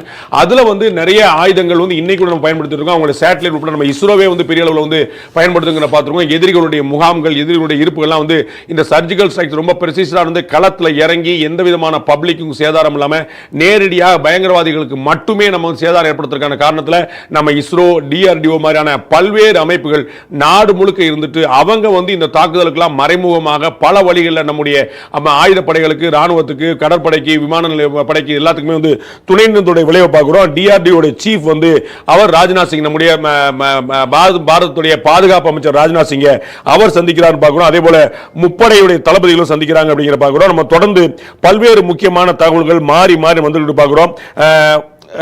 Fresh drone strike இன் பஞ்சாப் மெயின்டைன்ட் இன்சைடு பாகிஸ்தான். நம்ம வந்து பாகிஸ்தானுக்குள்ள இருக்கக்கூடிய பஞ்சாப் நீங்க பார்த்துருப்பீங்க சில இடங்கள்லாம் வந்து எப்படி ஸ்ரீலங்காலையும் தமிழ்நாட்டிலையும் ஒரே மாதிரி பேர்ல சில இடங்கள் செங்கோட்டைங்கிற பகுதி வந்து பாத்தீங்கன்னா நம்ம ஊர்லயும் இருக்கும், அங்கே இருக்கும். திருநெல்வேலிங்கிற பகுதி வந்து இலங்கையில இருக்கும், இங்கே இருக்கும். அதே மாதிரி வந்து பாத்தீங்கன்னா ஹைதராபாத்ங்கிறது வந்து சைனா பாகிஸ்தான்ல இருக்கும், நம்மகிட்ட இருக்கும். அந்த மாதிரி வந்து பல பகுதிகள் வந்து காமன் நேமோட இருக்கும். அதே மாதிரி அங்க இருக்கக்கூடிய நம்ம ஊர்ல பஞ்சாப்ங்கிற ஒரு மிகப்பெரிய மாநிலம் இருக்கிற மாதிரி அங்கேயும் பஞ்சாப்ங்கிறது ஒரு பெரிய ரீஜனாவே இருக்குங்கிற பார்க்கிறோம் பாகிஸ்தான்ல. அந்த பஞ்சாப்ல பாகிஸ்தான்ல இருக்கக்கூடிய பஞ்சாப்ல என்ன கன்ஃபியூஸ் பண்ணி விடுங்கறதுக்காக பாகிஸ்தான்ல இருக்கக்கூடிய பஞ்சாப்ங்கிற சேர்த்து சொல்ல வேண்டியிருக்குது. அங்க வந்து நம்முடைய ஸ்ட்ரைக் வந்து தொடர்ந்து நடந்துகிட்டு இருக்கு. நம்ம இங்க இருந்து அடிச்சுக்கிட்டு இருக்கிறோம். நம்ம வந்து கவுண்டர் அட்டாக் மட்டுமே பண்ணிட்டு இருக்காம நம்ம வந்து அவர்களுடைய ராணுவ நிலைகள்ல நம்ம தாக்குதல் நடத்துங்க பார்க்கிறோம். ஆகாஷ் மிசைல் அது வந்து ரொம்ப பியூட்டிஃபுல்லா நம்ம வந்து அவர்களுடைய தாக்குதலை முறியடிக்க பயன்படுத்தி பார்க்கிறோம். S-400 ரஷ்யா இருந்து வாங்கினது அதுவும் நம்முடைய வெற்றிகரமான அவங்களுடைய வெற்றியை நம்ம கண்கூடா பார்க்கிறோம். F-16 நியூட்ரலைஸ் பண்ணதுல இருந்து பல முனைகள்ல வந்து நம்முடைய தாக்குதல்கள் ரொம்ப வெற்றிகரமா போயிட்டு வரோம். S-400 மட்டும் இல்லாம ஆகாஷ் கூட ரொம்ப சக்சஸ்ஃபுல்லான ஸ்ட்ரைக் பண்ணிட்டு இருக்கு பார்க்கிறோம். அண்ட் அவர்களுடைய PL-15 வந்து விண்ணிலிருந்து தாக்குதல் நடத்தப்பட்டு அது வெற்றிகரமாக இல்லாமல் ஒரு படுதோல்வி சந்திச்சுட்டு ஒரு டப்பா மாதிரி ஒரு காயலாங்கடையில் கிடைக்கக்கூடிய மெட்டீரியல் மாதிரி கீழே இருந்ததை பார்க்கிறோம். இந்த மாதிரி பல விஷயங்கள் லேட்டஸ்ட் அப்டேட்ஸ் வந்துட்டே இருக்குன்னு பார்க்கிறோம். Akash units diploid across Punjab, Jammu and Tamil Nadu, இந்தியாவில் இருக்கக்கூடிய பஞ்சாப், ஜம்மு செக்டார்ஸ் அண்ட் எல்லாத்துலயும் தேசி ஆகாஷ், நம்ம வந்து சுதேசி ஆகாஷ், தேசி ஆகாஷ் சொல்லலாம். ஆகாஷ் அப்படின்னாலே வானம் அப்படின்னு ஒரு அர்த்தம் இந்தியில, சமஸ்கிருதத்தில். அந்த ஒரு வானத்துக்கு பாதுகாப்பாக இருக்கக்கூடிய நம்முடைய ஆகாஷ் வந்து முழுக்க முழுக்க வந்து எல்லையில வந்து விஜிலண்டா நிறுத்தப்பட்டிருக்கு. அதன் மூலமாக எதிரிகள் எங்கேயாவது ஒரு தாக்குதல் நடத்துக்கு ட்ரை பண்ணாங்கன்னா அது வந்து ரொம்ப திட்டவட்டமாக வீழ்த்தப்படும் அப்படிங்கிறதுக்கான ஒரு தெளிவான விஷயமா நம்ம பார்க்கிறோம். இதில் நான் வந்து பாலிடிக்ஸை உங்கள்கிட்ட நான் வந்து ஒரு வெட்டரானா கொண்டு வர விரும்பல. இருந்தாலுமே கூட அதையும் கூட சேர்த்து நீங்கள் வந்து பல சமயத்தில் சொன்ன மாதிரி இந்தியாவில் இருக்கக்கூடியவங்க இங்கேருந்தே பேசக்கூடியவங்களாம் நீங்கள் மென்ஷன் பண்ணனால லைட்டாக நான் அதை கொண்டு வருவேன். தமிழ்நாட்டு இந்தியாவில் இருக்கக்கூடிய மார்க்சிஸ்ட் கம்யூனிஸ்ட் கட்சி மகாராஷ்டிரா பிரிவு அவங்க வந்து ஒரு ட்வீட் போட்டிருக்காங்க இன்னைக்கு காலையில், இத்தனைக்கு பிறகு டீஎஸ்கலேட், அவ்வளவுதான். அது வந்து ஒரே ஒரு வார்த்தையில போட்டு முடிச்சிருக்காங்க. அதாவது போர் பதற்றம் வேண்டாம், அது கொஞ்சம் இறக்குங்க அப்படின்னு. ஒரு வெட்டரனா போருக்கு மத்தியில, அதுவும் பாகிஸ்தான் தூண்டிவிட்ட போருக்கு நாம பதிலடி மட்டுமே கொடுக்கக்கூடிய போருக்கு இங்க இருக்கக்கூடிய கட்சிகள் அவங்க வந்து சைனா போரின் போது எந்த மாதிரி நிலைப்பாடு எடுத்தாங்கலாம் பார்த்தோம். அதை கொஞ்சம் ஒரு ஓரமா வச்சிருவோம். இன்னைக்கு தேதிக்கு பகிரங்கமாக டீஎஸ்கலேட்ங்கிற ஒரு மெசேஜ் கொடுத்தாங்க. வேற அமெரிக்காவுடைய துணை ஜனாதிபதி ஜேடி வான்ஸ் அவர் ரொம்ப தெளிவா இன்னைக்கு சொல்லிருக்காரு, நேற்று நள்ளிரவு சொல்லிருக்காரு, இந்தியா பாகிஸ்தான் பிரச்சனை நாங்க தலையிட மாட்டோம். This is none of our business and இந்தியாவை நீங்க ஆயுதங்களை ஏந்தாதீர்கள் என்று சொல்லக்கூடிய இடத்தில் நாங்கள் இல்லைன்னு சொல்லியிருக்காங்க. அப்ப வெளிநாடு ரொம்ப தெளிவான ஒரு செல்ஃப் ரெஸ்ட்ரெயின் நிலைமையில் இருக்கும்போது நம்முடைய உள்நாட்டில் இருக்கக்கூடிய அரசியல் கட்சிகள் இந்த நிலைப்பாடு எடுக்கக்கூடியது உங்களுடைய பார்வை? சார், டீஎஸ்கலேஷன் அப்படின்னு சொல்லுது அந்த ஒரு வார்த்தையோட அவங்க தங்களுடைய பொறுப்பு முடிஞ்சதாக நினைக்கிறாங்க. யார் சொன்னாங்களோ, நான் குறிப்பிட்டு எந்த அரசியல் கட்சியும் நான் கூற விரும்பவில்லை. அந்த அது எஸ்கலேஷன் ஸ்டார்ட் பண்ணது யார் முதல்ல? அதுக்கு மூலாதார காரணம் யார்? இந்த டீஎஸ்கலேஷன் ஆரம்பிக்கிறது, இந்த எஸ்கலேஷன் ஆரம்பிக்கிறதுக்கு முன்னால் அவங்க கிட்ட சொல்லியிருக்கலாமே. நான் கேட்குற கேள்வி, டீஎஸ்கலேஷன் என்ன சொல்றதுக்கு முன்னால எஸ்கலேட் பண்ணாதுன்னு அவங்க கிட்ட சொல்லியிருக்கலாமே அந்த பக்கத்தில். அதே மாதிரி இன்னைக்கு China has given a clear cut statement, அதே communist state China has given a clear cut statement that terrorism in any form is not accepted. அப்போ அது அவங்க இங்கே டீஎஸ்கலேஷன் சொன்னவங்க இதை ஒத்துக்கிறாங்களா இல்லையா? அதே சித்தாந்தத்தை கொண்டவர்கள் தானே இவர்கள், அதே சித்தாந்தத்தை கொண்டவர்கள் தானே. சொல்ல மாட்டாங்க. நம்ம வந்து என்ன பார்க்குறோம்னா இப்போ ரொம்ப இன்ட்ரெஸ்டிங்கான ஒரு விஷயம் பாருங்க. ஒரு இஸ்ரேல் நாட்டை சேர்ந்த ஒரு சாமானிய பிரதிநிதி ஒரு பப்ளிக்ல ஒரு ஸ்டேட்மெண்ட் கொடுத்திருக்காரு. A lot of people in India used to insult Narendra Modi by comparing him with Benjamin Netanyahu. யார் இஸ்ரேலுடைய பிரதமர், அவர் வந்து நம்ம வீரமா சொல்றோம். அவர் எப்படி சொல்றாங்கன்னா இஸ்ரேலியே சொல்றாரு, எப்படி சொல்றாருன்னா Narendra Modi is right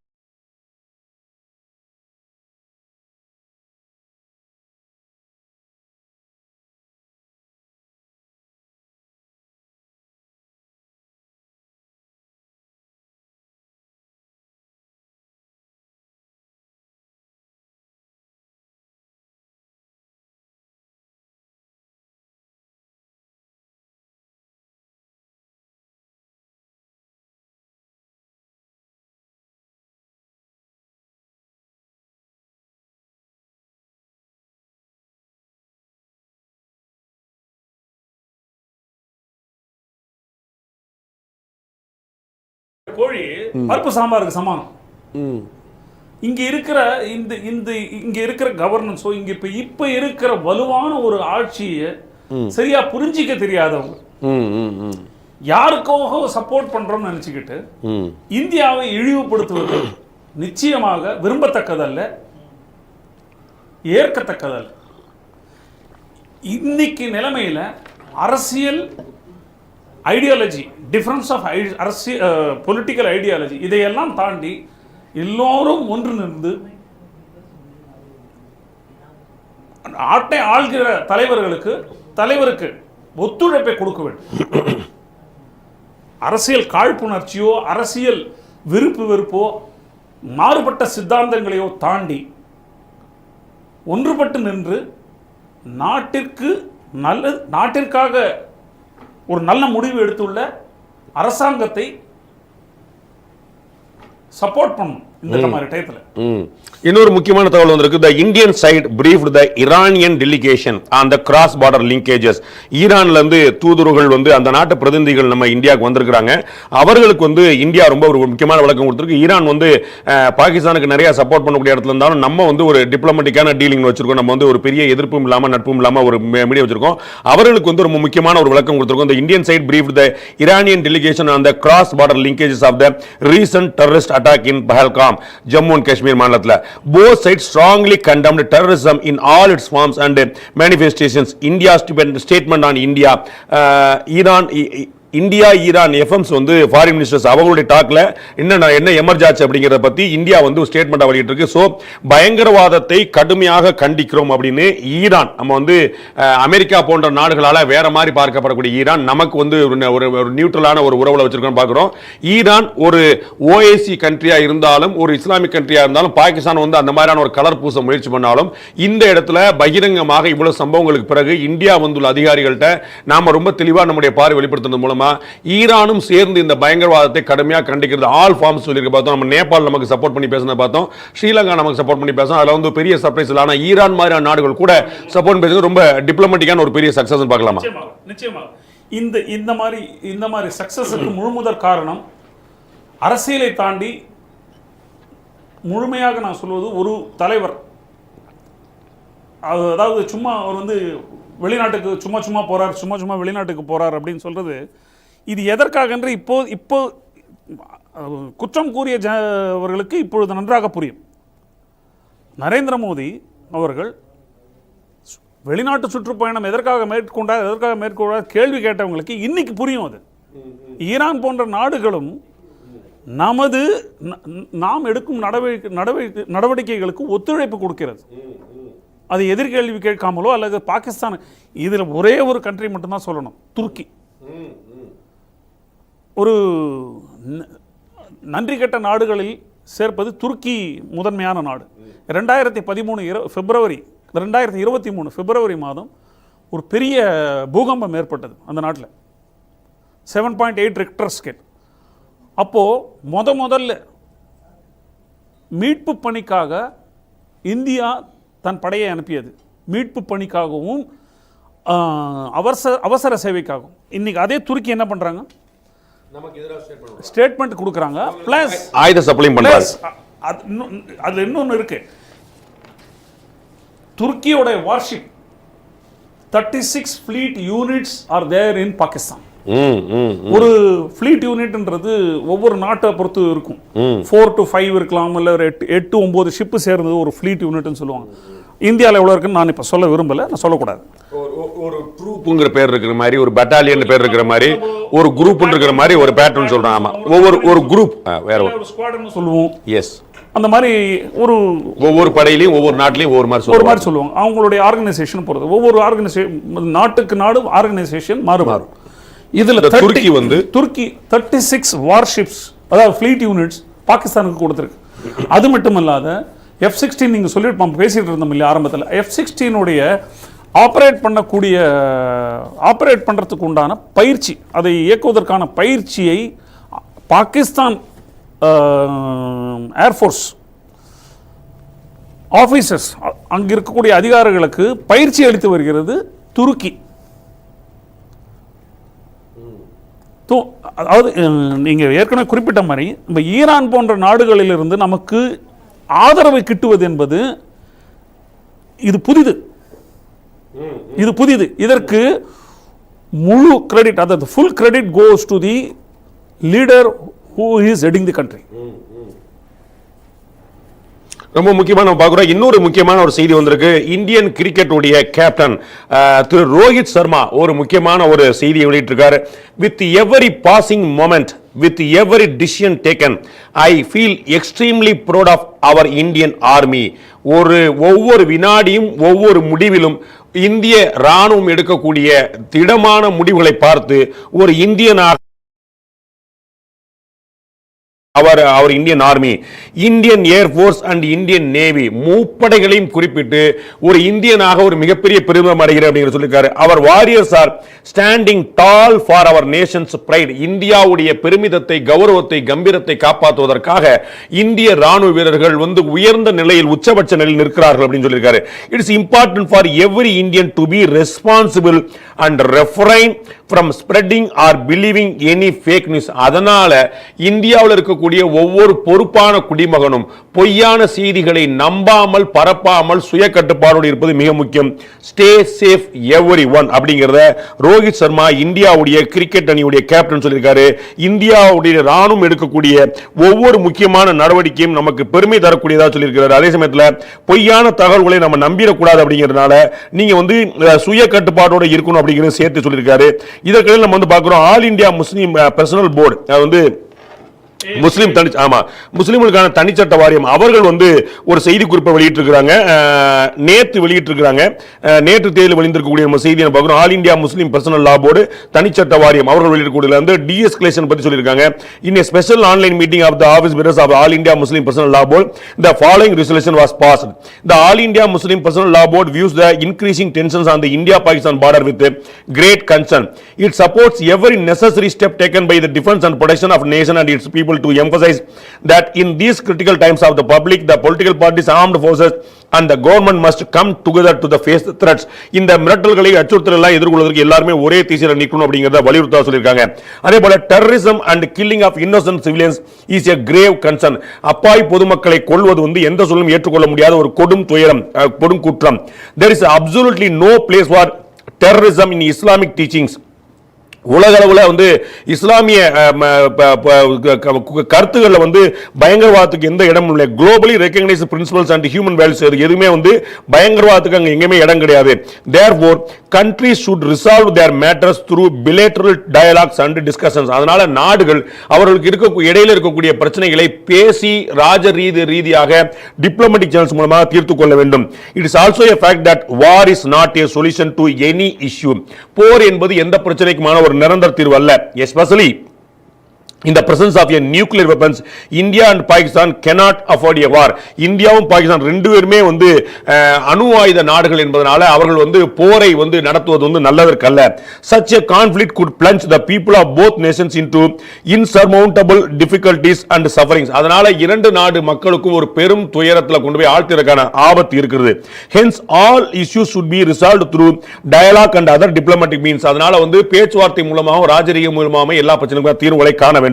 The Muslim Personal Law Board will continue its Save Waqf campaign as usual. அது ஒரு பக்கம் தனியா போயிட்டு இருக்குன்னு சொல்லிட்டு இந்தியாவுடைய all India Muslim personal law board ஒரு வேண்டுகோளை நேற்று விடுத்திருக்கிறது. அதுல இரண்டு நாடுகளும் ஒரு சுய கட்டுப்பாட்டோடு இருக்க வேண்டும். நம்ம போரை எதிர்கொள்வது நல்லதற்கில்லை, போர் எதிர்கொள்வதற்கான சூழ்நிலை இல்லை. இரண்டு நாடுகளுமே அணு ஆயுத நாடுகள்ங்கனால இந்தியாவும் பாகிஸ்தானும் போர்ல ஈடுபட்டாங்கன்னா அது இரண்டு நாட்டு மக்களுக்குமே ஒரு பெரிய ஆபத்தா போக முடியும் சொல்லியிருக்காங்க. பட் நம்ம எல்லாருக்குமே தெரியும், ஆல் இந்தியா முஸ்லீம் லா போர்டுக்கும் தெரியும், இந்த போரை துவக்கியது நாம் அல்ல, இந்த போருக்கான காரணமும் நாம் அல்ல. இந்த போரை துவக்கியது பாகிஸ்தான். தொடர்ந்து எச்சரிக்கைக்கு பிறகும் ஏப்ரல் 22ஆம் தேதி பஹல்காம்ல 25+1 26 அப்பாவி உயிர்களை பலி கொண்ட பிறகு அதற்கு பிறகும் கூட இந்தியா 15 நாட்களுக்கு அமைதியாக காத்திருந்தது. பாகிஸ்தான் ஏதேனும் பயங்கரவாதிகள் மீது நடவடிக்கை எடுக்குமா என்று.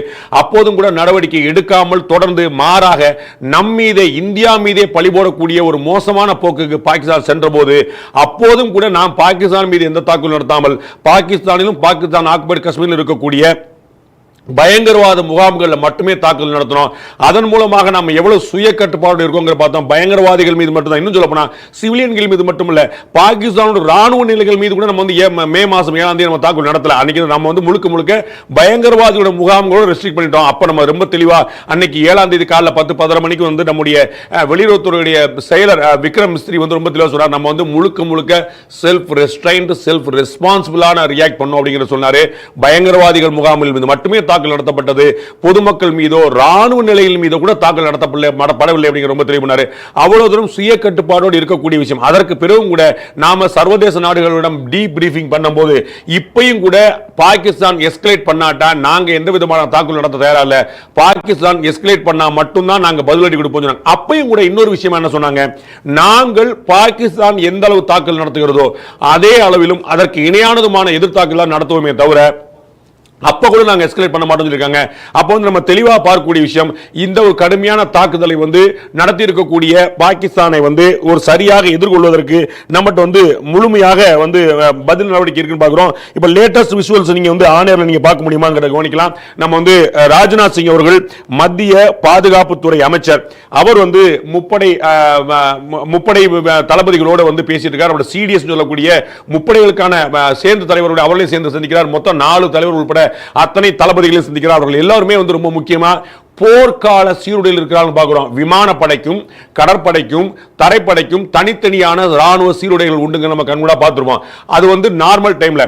ஆனா வார் டைம்ல எல்லாருமே வந்து எதிரியோட கண்ணுக்கு மண்ணத்தூய் வரணும் அப்படிங்கிறனால அந்த ஆயுதம் தாங்கிய போருக்கேற்ற உடையில் அவங்க அந்த அத்தனையுமே அந்த வந்திருக்க பார்த்தோம்.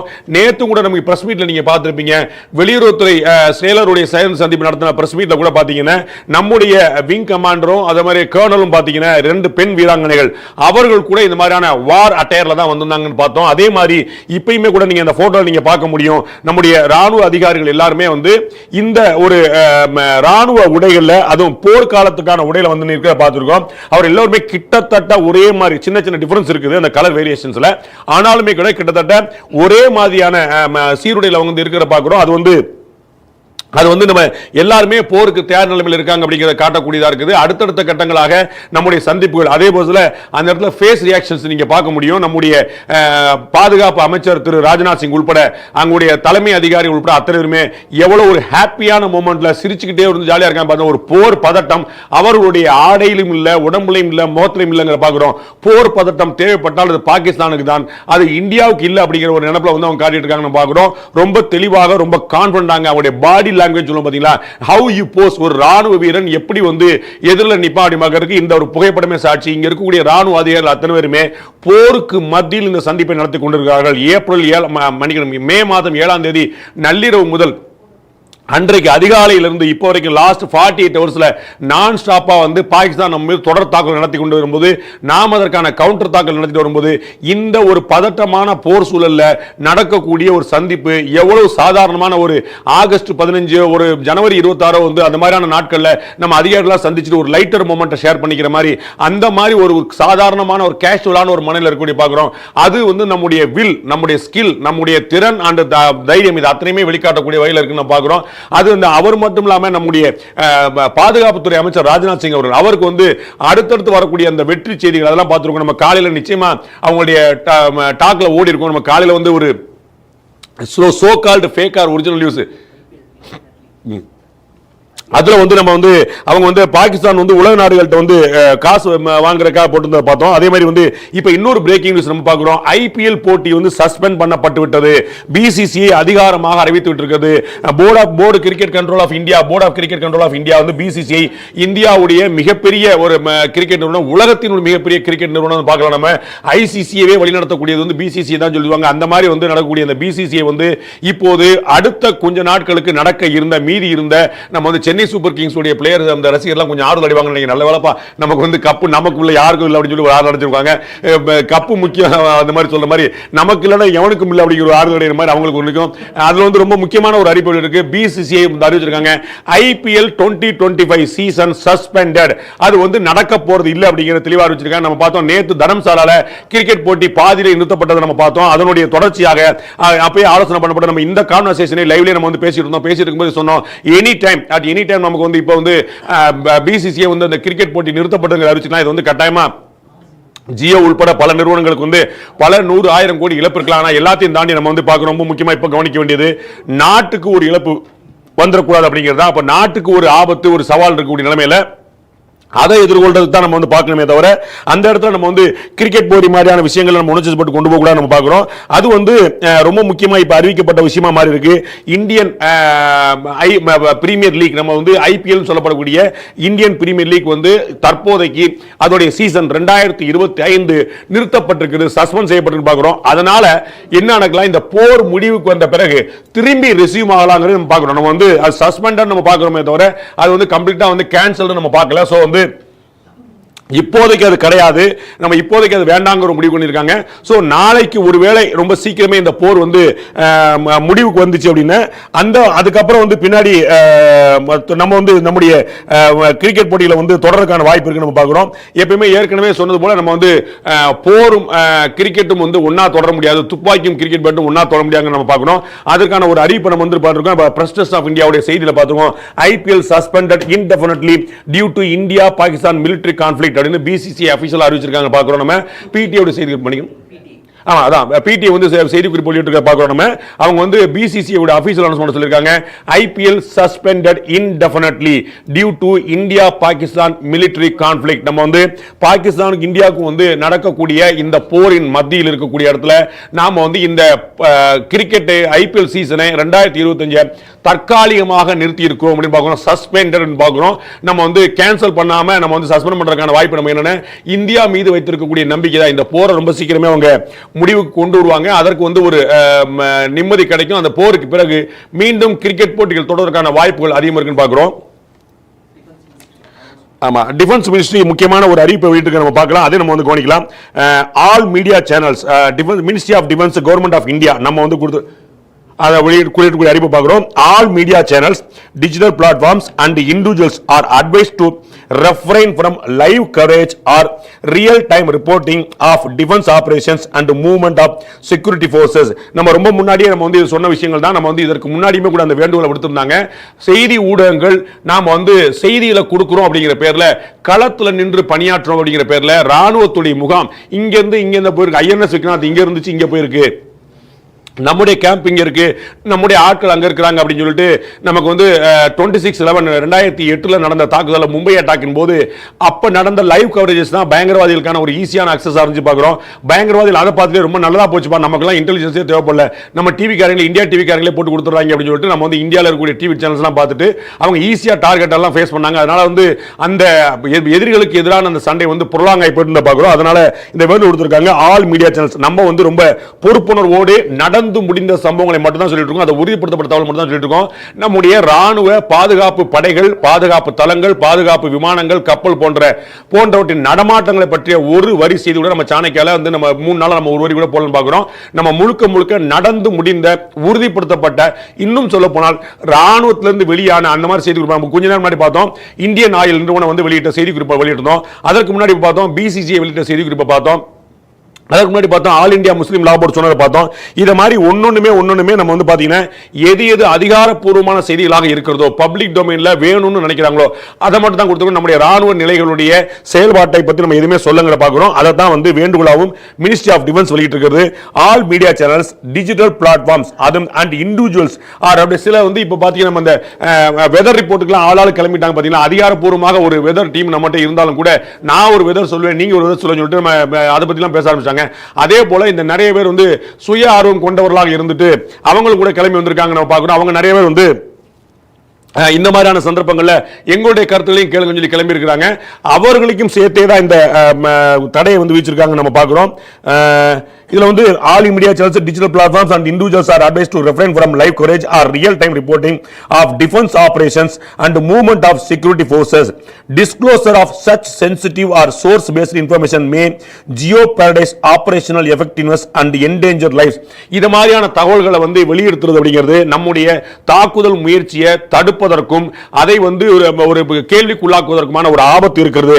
அதனால இது மாதிரி தகவலை வெளியிடக்கூடாது, உயிர் சேதமும் ஏற்படுவதற்கான வாய்ப்பு இருக்கிறது. அதனால past incidents like the Kargil war. நம்ம ஏற்கனவே சொன்னது போல கார்கில் வார்ல இருந்து இது ரொம்ப முக்கியமா கவனிக்க வேண்டிய விஷயம். கார்கில் வார்ல நாங்க ஸ்பாட்லயே போய் ரிப்போர்ட்டிங் பண்றோம்னு சொல்லிட்டு மைக்கை பிடிச்சிட்டு போயிட்டு வந்து இந்த மேல தான் உட்கார்ந்திருக்காரு கீழ வந்து நம்ம வந்து விக்ரம் பாத்ரான்னு நினைக்கிறேன், if I am not wrong. So அத மாதிரியான ஒரு பெரிய பெரிய வீரர்கள்லாம் வந்து அங்க வந்து உயிரிழப்புக்கான ஒரு மோசமான சந்தர்ப்பங்கள்லாம் அங்க கிடைச்சது. அவர்களோட சேர்ந்து அங்க கேம்ப்ல உட்கார்ந்துட்டு லைவ் கவரேஜ் கொடுக்கிற மூலமா எங்க இருக்காங்க என்ன இருக்காங்க அந்த லொகேஷன்ஸ் மூலம் முழுக்க அவங்களுக்கு தெரிஞ்சிருந்துச்சு. அதன் மூலமாக அந்த எதிரிகள் வந்து ரொம்ப ஈஸியா அட்டாக் பண்றதுக்கான சந்தர்ப்பம் கிடைச்சது நம்ம பார்க்கிறோம். அதை மட்டும் சொல்லுங்க, past incidents like Kargil war and 26/11 attacks 2008ல மும்பையில் நடந்தது. அந்த Kandahar hijack underscore the risk of premature reporting. இது எல்லாமே நமக்கு வந்து ரொம்ப பெரிய சேலஞ்ச் அமைஞ்சதுக்கான காரணம் என்பதால் இது மாதிரியான ஒரு பொறுப்பற்ற ரிப்போர்ட்டிங் தான் அப்படிங்கிற பார்க்கிறோம். நெட்வொர்க்ஸ் சோ வந்து as per clause 6 within bracket 1 within bracket P of the Cable Television Networks Amendment Rules 2021, only periodic briefings by designated official are permitted during anti-terror operations. All stakeholders are urged to exercise vigilance, sensitivity and responsibility in coverage, upholding the highest standards in the service of the nation. நாட்டை வழிநடத்தக்கூடிய மிக முக்கியமான விஷயத்துல வந்து ரொம்ப தெளிவாக நம்ம வந்து செயல்படணும் அப்படிங்கிற ரொம்ப முக்கியமான ஒரு கருத்தை இந்தியன் ஆர்மி வெளியிட்டு பார்க்கிறோம், டிஃபென்ஸ் ஃபோர்ஸ் வெளியிட்டு பார்க்கிறோம். இது வந்து ஒரு பெரிய தடைக்கல்லாக மாறிடக்கூடாது அப்படிங்கிற பார்க்கிறோம். ஸோ வந்து எல்லா ஊடகங்களும் ரொம்ப பொறுப்புணர்வு நடந்து கொள்ளும் அப்படிங்கிற வேண்டுகோளை வச்சிருக்காங்க. நிச்சயமாக சாணக்கியா அந்த உறுதியை இந்த நாட்டுக்கும் நாட்டு மக்களுக்கும் பார்வையாளர்களுக்கும் தருகிறது. எஸ் சார், நம்ம பார்த்துட்டு இருக்கோம் ஐபிஎல் சஸ்பெண்டட் இன்டெஃபினெட்லி அப்படின்றது நமக்கு ஒரு தகவலாக கிடைத்திருக்கிறது. அஃபிஷியல் அனௌன்ஸ்மெண்ட் ஃப்ரம் பிசிசிஐ நமக்கு வந்திருக்கிறது. ஒரு பக்கம் government of India ministry of defence வந்து அடுத்தடுத்த உத்தரவுகளை போட்டிருக்க பிசிசிஐ தற்போது அனௌன்ஸ் பண்ணியிருக்கு. Can't play cricket when country at war. நாடு போரில் இருக்கும் போது கிரிக்கெட் விளையாட முடியாது அப்படின்ற ஒரு முக்கியமான ஒரு ஸ்ட்ராங் ஸ்டேட்மெண்ட். எப்பேற்பட்ட ஸ்டேட்மெண்ட் அப்படின்னா பிசிசிஐ வந்து ரொம்ப கிளியர் கட்டா சொல்றாங்க, we can't play cricket country is at war. நாடு போரில் இருக்கும் போது நாங்கள் கிரிக்கெட் விளையாட முடியாது அப்படின்னு சொல்லிட்டு ஐபிஎல் போட்டிகள் உடனடியாக நிறுத்தப்படுகின்றன. நாடு முழுக்க உச்சக்கட்ட பரபரப்பு தொற்றிருக்கக்கூடிய நிலைமையில, போர் பதற்றம் தொற்றிருக்கக்கூடிய நிலைமையில பிசிசிஐ ஐபிஎல் போட்டிகளை உடனடியாக நிறுத்தி வைத்திருக்கிறது. நேற்று தரம்சாலால நீங்க நேரலை காட்சிகள்ல பார்க்கலாம், தரம்சாலால் நடந்த கிரிக்கெட் போட்டி பாதி வழியில் நிறுத்தப்பட்டது. டெல்லி கேபிட்டல்ஸ் பஞ்சாப் இடையான போட்டி பாதியில் நிறுத்தப்பட்டதை நம்ம பார்த்திருப்போம். அது வந்து குறிப்பாக வந்து ஜம்முல அட்டாக் ஆரம்பிச்சாங்க. ஜம்மு, ராஜஸ்தான், பஞ்சாப்னு அட்டாக் வந்தோடனே பக்கத்து மாநிலமான ஹிமாச்சல் இருக்கக்கூடிய தரம்சாலால நீங்க நேரலை காட்சியில பார்க்கலாம், அருண் துமால் அவர்கள் அப்படியே போங்கன்னு ரசிகர்களை அனுப்புறாங்க. அப்போ சொல்லப்பட்ட காரணம் அவங்க வந்து ஃப்ளட் லைட்ஸ் எல்லாம் ஆஃப் பண்றோம், லைட் ஒர்க் ஆகல அப்படின்னு சொல்லிட்டு ரசிகர்களை வந்து பதட்டம் அடையாமல் பொறுமையா போகணும். பாம்பு போடுறாங்க, அங்க வந்து ட்ரோன் அட்டாக் பண்றாங்க அப்படின்னு சொன்னா பதட்டத்துல ஸ்டாம்பேட் கூட ஏற்படலாம், கூட்ட நெரிசலில் அது கூட உயிரிழப்புகளுக்கு ஏற்படலாம், ஒரு விபத்தாக மாறி இருக்கலாம். அப்படி இருக்க நேற்று நம்ம பார்த்தோம் ரொம்ப கேஷுவலா ஐபிஎலோட சேர்மன் திரு அனுராக் தாக்கூருடைய தம்பி அருண் துமால் அவர்கள் வந்து ஹிமாச்சல் பிரதேஷ்ல ரொம்ப கால்குலேட்டடா ரொம்ப கிளியரா பண்ணாங்க. கை கூப்பி ப்ளீஸ் வெளியில வாங்க, வெளியில போங்க, டைம் ஆச்சு, வெளியில போங்கன்றாங்க. ஒரு பக்கம் சைரன் அடிக்குது, மக்களே அவங்களுக்கு நல்லா தெரிஞ்சிருக்கும். அப்பேற்பட்ட ஒரு இக்கட்டான நிலையில் வீரர்கள்லாம் பதட்டத்துடன் வெளியேற்றப்பட்டனர், பாதுகாப்பான இடங்களுக்கு அனுப்பப்பட்டனர், வீரர்களிடம் விளக்கம் கொடுக்கப்பட்டது. சோ இதெல்லாம் தொடர்ந்து நடக்கக்கூடிய நிலைமையில சிடிஎஸ் அனில் சௌஹான் உள்ளிட்டோர் பங்கேற்கக்கூடிய ஒரு முக்கியமான ஆலோசனை கூட்டம் ராஜ்நாத் சிங் அவர்கள், பாதுகாப்புத்துறை அமைச்சர் ராஜ்நாத் சிங் அவர்கள் தலைமையில் நடந்து வருகிறது. ரொம்ப நன்றி சார். கிருஷ்ணமூர்த்தி சார் அவர்கள் நம்மோடு. என்னுடைய உரை முடிப்பதற்கு முன் இரண்டு விஷயம். முதல்ல அதாவது பாதுகாப்புத்துறை அமைச்சர் குறிப்பிட்டது போல ஊடகங்கள் மட்டுமல்ல, தனி மனித ஒழுக்கம், தேவையில்லாத செய்திகளையோ தேவையில்லாதவற்றையோ வாட்ஸ்அப் மூலமாக பரப்புவது நல்லதல்ல. நடந்து முடிந்ததை பகிர்ந்து கொள்வதில் தவறில்லை. இது தனி மனித ஒழுக்கத்திற்கு மிகவும் முக்கியமான ஒன்று. ஊடகங்கள் கட்டுப்பாட்டுக்குள்